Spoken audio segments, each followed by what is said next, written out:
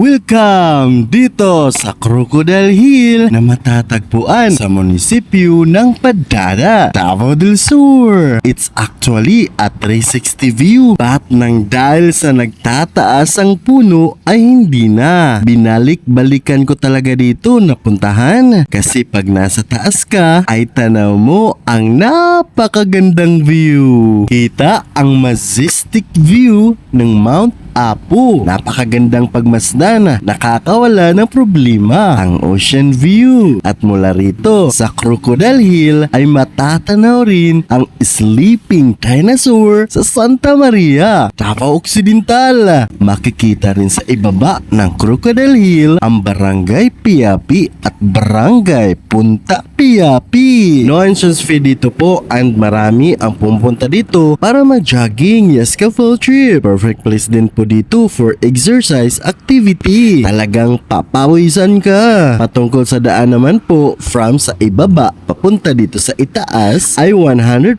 sementado. Kaya kahit nakamiyo motor ka lang, kaya! Yippee!